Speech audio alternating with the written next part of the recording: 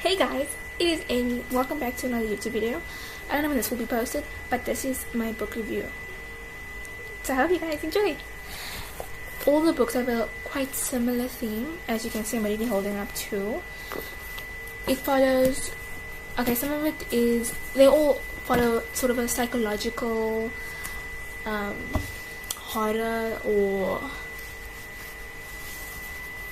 just like a deep thing, and a lot of them include drugs and heavy topics. We don't like the mentions of self-exiting or drugs, alcohol abuse, drug abuse in general, gore in any ways, then you should skip this video. So that's a trigger warning. Let's get into it. Starting off with my fifth book, My Year of Rest and Relaxation. To set the mood, I'll read the first page. I'm going to tell you about the book. Okay. Whenever I woke up, night or day, I'd shuffle through the bright marble foyer of my building and go up the block and around the corner where there was a bodega that never closed. I'd get 2 large coffees with cream and 6 sugars each. Chug the first one in the elevator on the way back up to my apartment, then sip the second one slowly while I watched movies and ate animal crackers and took Trazone and Ambien and Nebutil until I fell asleep again. I lost track of time in this way. Days passed, weeks, a few months went by. When I thought of it, I ordered delivery from the Thai restaurant across the street, or a tuna salad platter from the diner on First Avenue. I'd wake up to find voice messages on my cell phone from salons or spas confirming appointments I've booked in my sleep. I always called back to cancel, which I hated doing because I hated talking to people.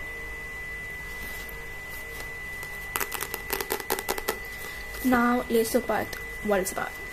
This book includes drug abuse, not really alcohol abuse.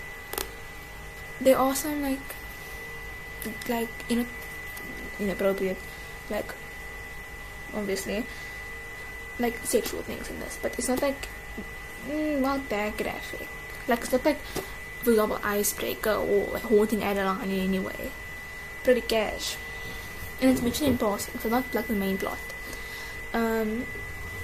This girl, she's in New York. She quits her job at the gallery and decides that she's just gonna start sleeping for a year, from June to June.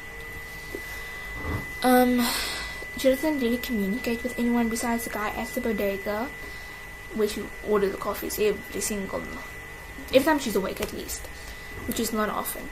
She pretends to be an insomniac, and that's how she gets all these drugs. Throughout the story, we get flashbacks of a past life when she was working at the gallery, and her childhood, including her relationship with her mother, her friends, her ex-boyfriends. Yeah. Okay, now on to spoilers.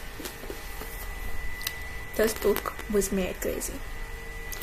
I personally give it a 5-star. I like this genre. Yeah.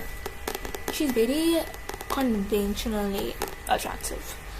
So, yeah. Actually, I think all of these characters are really. She doesn't have a name, in case you're wondering. There's no name mentioned at all. The book ends with her. Oh, by the way, this is 289 pages. The book ends with her, watching her best friend, who got a job at the Twin Towers, jump off. Because this is in the year 2000. Jump off. And she's like, wow, I wish I was so free and yeah. Let me see if I can get the exact words of what I'm trying to say. Something like, there she is, a human being, diving into the unknown, and she's wide awake. So beautiful. By graphic, what I mean is that they talk about how her boyfriend was really controlling in the sexual relationship, but they don't really say anything bad. In case you're wondering, can I read this? Is it appropriate? It's fine. the only thing I would say is inappropriate is like the mention of drugs, but depends on if you can handle that. Yeah, I would say it's a really good book overall. She just sleeps the entire time. But yeah, I really enjoyed this book. I don't have a lot to say about it besides she just slept. This girl, all she did was sleep. Similar to her mother also slept a lot. Her mother wasn't I don't know her mother was a drug addict. No, I think she was. But yeah, can you imagine she lied about being insomniac and about having all these other mental issues in order to get drugs to fall asleep. Like, talk about lazy. She did also smoke a lot. So when people, I don't know if you guys are like Pinterest and you do this, it's like girl blogger movies or girl blogger books, this will come up. This will come up. And like smoke like a more like drink caffeine and consume drugs like a, because that's all she did. That's all she did the entire book. And I'm like giving it like a really bad way of describing what I think of it, but I actually really enjoyed it. I love this genre. Next book, it's gonna be The Baljo by Sylvia Plath. Oh, this is also by ottessa moshfegh. How does I pronounce it? Baljo by Sylvia Plath. In case you're wondering why it's called The Baljo, it's because she looks at babies in a ball jar. Now onto the first page. So it's a long first page. It was a queer, sultry summer, and the summer they electrocuted the Rosenbergs. I didn't know what I was doing in New York. I'm stupid about executions. The idea of being electrocuted makes me sick, and that's all there was to read about in the papers. Goggled-eyed headlines staring up at me on every street corner and at the fusty, peanut-smelling mouth of every subway. It had nothing to do with me, but I couldn't help wondering what it would be like being burnt alive all along your nerves. I thought it must be the worst thing in the world. New York was bad enough. By 9 in the morning, the fake country wet freshness that somehow seeped in overnight evaporated like the tail end of a sweet dream. Mirage grey at the bottom of the granite canyons. The hot streets wavered in the sun, the cars topped, sizzled and glittered, and the dry, cindery dust blew into my eyes and down my throat. I kept hearing about the Rosenbergs over the radio, and at the office till I couldn't get them out of my mind. It was like the first time I saw a cadaver. For weeks afterwards, the cadaver's head, or what there was left of it, floated up behind my eyes, behind my eggs and bacon at breakfast, and behind the face of Buddy Willard, who was responsible for my seeing it in the first place. And pretty soon, I felt as though I was carrying that cadaver's head around with me on a string, like some black, noseless balloon stinking of vinegar. For weeks afterwards, the cadaver's head, and I'll cut it there. Okay, basically, this book is about this girl who gets an internship at this magazine company in New York with a bunch of other girls. She isn't conventionally attractive. She's quite ordinary. Her name is Esther Greenwood. This is in 1953. Yeah, 1953. Just talk about her experience in New York, and then Buddy Willard, as you heard, he is so irritating. Buddy Willard, and then the other guy's name is Constant. Yeah, she's like me, like she has she doesn't have to, but she thinks the idea of marrying him does come up.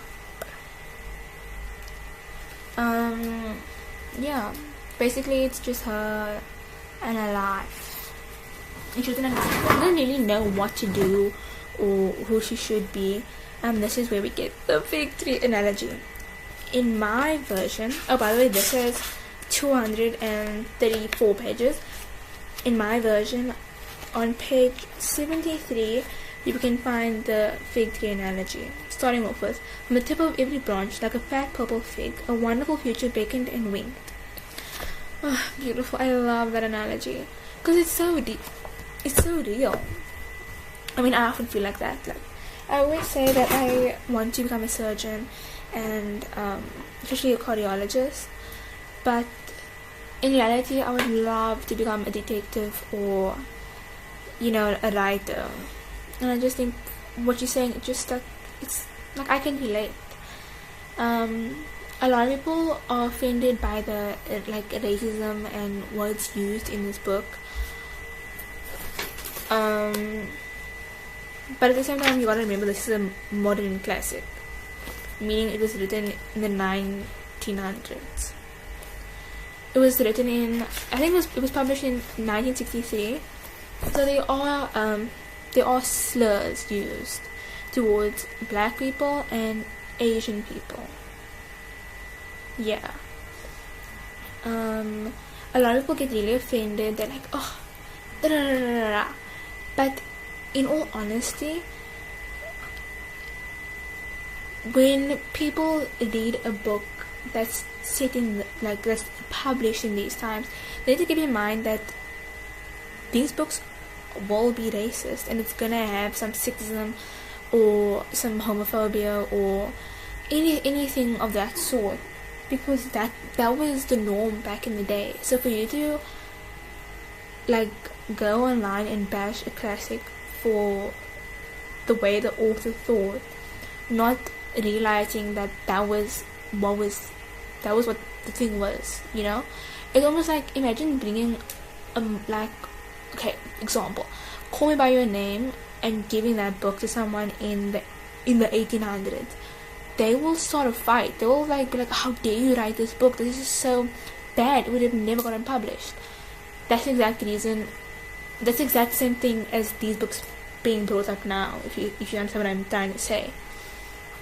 Yeah, so if you don't like the racism or the sexism, then maybe just consider reading a different book, but all classics are gonna have it.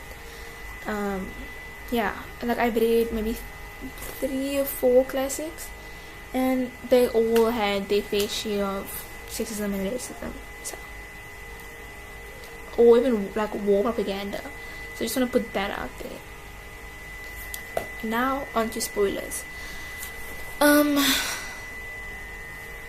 Basically, towards the end of the book it gets really good. So if, like from page, I think maybe 120 onwards, the book is really good. It's really slow in the beginning, and then eventually she leaves New York and goes to live with her mother, and she hates her mother. She decides that she's gonna kill herself.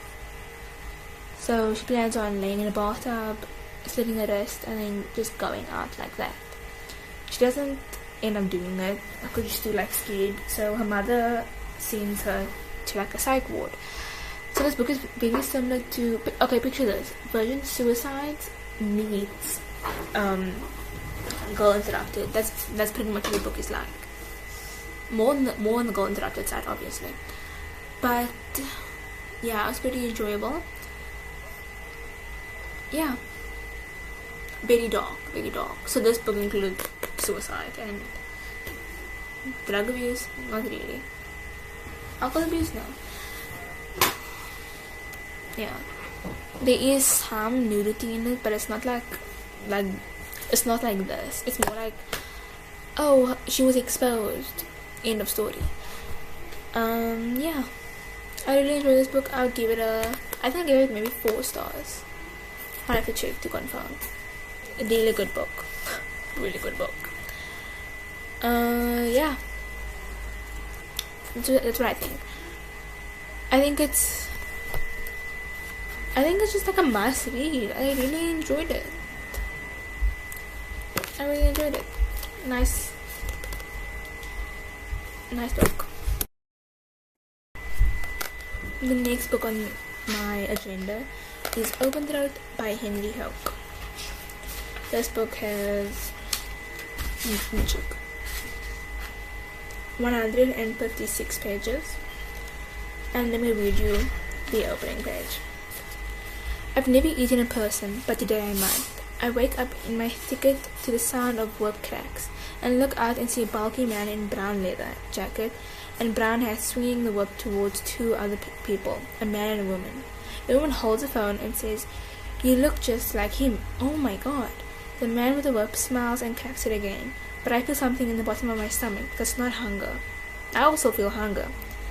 The man without the whip lies down on his back and spreads his legs and lifts his feet up in the sky and shouts, "Okay, do it. Just lightly flick my nuts." Okay, backstory. This book is about a mountain lion in Hollywood.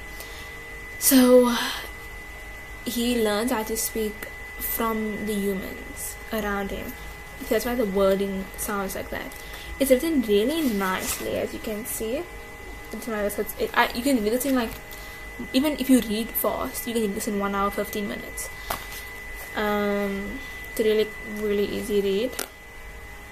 It was I think it was my favorite book last year. Like, came number 1.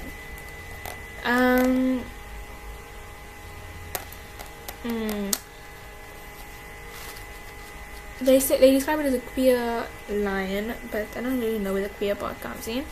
But okay, I think all of us are a bit queer, and they do mean queer as in queer, not queer as in weird. In case you're wondering, it's about this lion, in Hollywood, and eventually he escapes, or they escape, and they decide to live by this rich person that they overheard other hikers talking about. On to spoilers.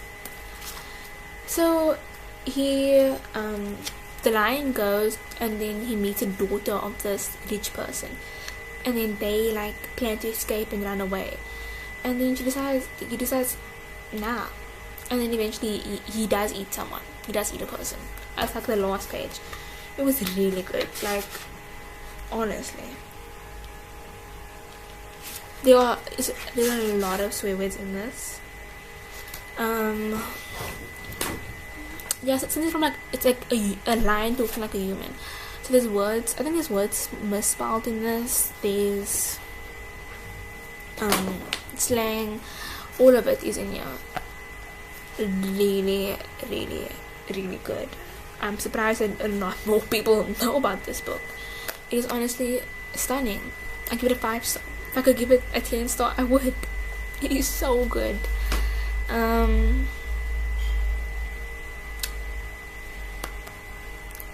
Yeah. I think of other things to say.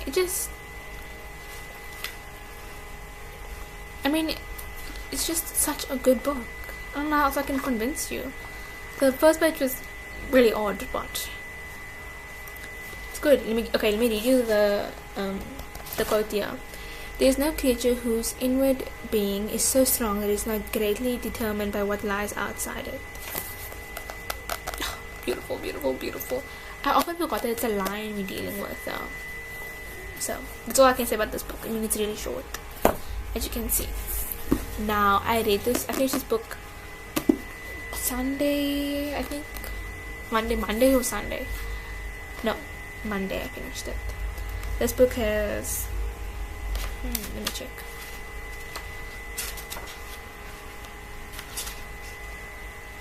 "370 pages. Okay. Cleopatra and Frankenstein by Coco Mellors. Yeah, let me read you the first page. December. She was already inside the elevator when he entered. He nodded at her and turned to pull the iron gate shut with a clang. They were in a converted factory building in Tribeca, the kind still serviced, unusually by freight elevators. It was just the two of them, side by side, facing forward as the mechanism groaned into motion. Beyond the metal crisscross of the gate, they watched the cement walls of the building slide by. What are you getting? He addressed this to the air in front of him, without turning towards her. I'm sorry? I've been sent for ice, he said. What do you need? Oh, nothing. I'm off home. At 10:30 on New Year's Eve? That is either the saddest or the wisest thing I've ever heard. Let's indulge me and say wisest, she said. He laughed generously, though she didn't feel she'd been particularly witty. British? He asked. London. Your voice sounds like how biting into Granny Smith apple feels. Now she laughed, with less abandon. How does that feel? In a word? Crisp.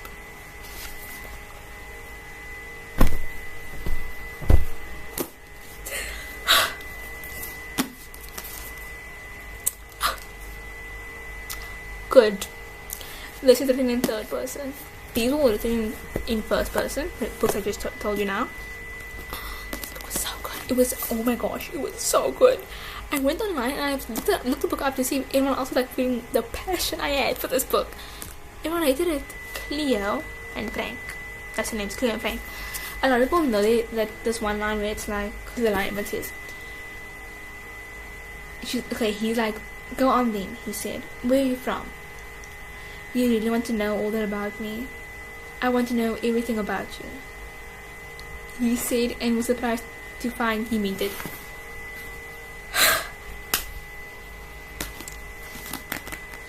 It's not a love story, by the way. Spoiler alert, it's not a love story. So those thinking it's so romantic and cutesy, it's not. It's basically their relationship and the people around them. So, picture this.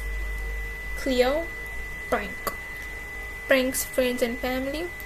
Cleo's friends and families merge. That's basically what the book's about. Now, on to spoilers. So, they are insane. They know each other for 6 months, get married at a court in a blue slip dress, in a white suit with a top hat. What? They meet their friends, afterwards, and turns out that his best friend, everyone slept with. This is graphic in the sense of drugs, sexual intercourse, what else? What's in here? Alcohol abuse. Ooh, how would I describe it? It's very heavy topics. So if you can't handle any of these books, you can't handle this book. In short, I gave this, I think, 4 or 5 stars, maybe 4.5, because this is pretty good. Banging. Each chapter about a different member, there's one chapter about her best friend. So her best friend is gay, but Loki is in love with her. Huh? Oh, there is domestic abuse as well in this book. Yeah, and then she cheats on this guy Frank. She's a housewife who technically she married him for his visa, for the visa, but then they end up both cheating on each other, but she does it worse. So she cheats on him with his best friend in the most graphic, gnarly ways possible. Then she tells him, one night they're sleeping together, and she goes, hey Pokey Bear, I think you should stop drinking. Meanwhile, this girl does drugs hardcore. I was like, what? Then we get a first person POV of this girl named Eleanor. Eleanor what? She basically wanted to get with Frank. So she got with Frank. Frank ended up divorcing Cleo for Eleanor, and Cleo, everyone said that Frank was a horrible person, but I was really Cleo was a horrible person. Cleo just sucked.